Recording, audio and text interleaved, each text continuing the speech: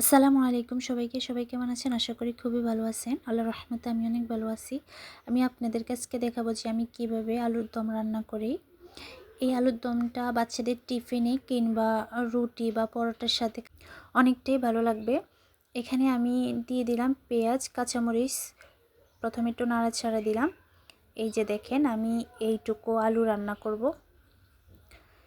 তারপর আমি দিয়ে দিলাম টমেটো। এখানে আমি 2টা টমেটো দিয়েছি, একবারে পাকা পাকা। আমি এখন পরিমাণ মতো দিয়ে দিলাম লবণ।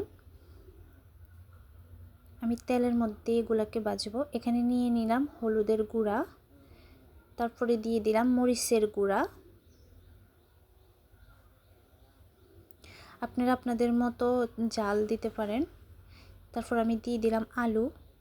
এগুলাকে ভালোভাবে নাড়াচাড়া দিয়ে এই তেলের উপরে কষাবো ভালোভাবে।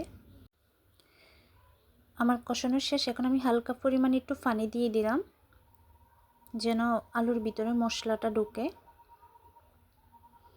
আমি তো আগে আলু সিদ্ধ করে নিছি, এই জন্যে আর বেশি পরিমাণ পানি দেওয়া লাগবে না। আমার পানিটা শুকিয়ে গেছে। আমি এখন দিয়ে দিলাম ধনিয়া পাতা, তারপরে দিয়ে দিলাম জিরার গুঁড়া। জিরার গুঁড়াটা দিলে একটা কি যে অনেকটা গ্রান আসে।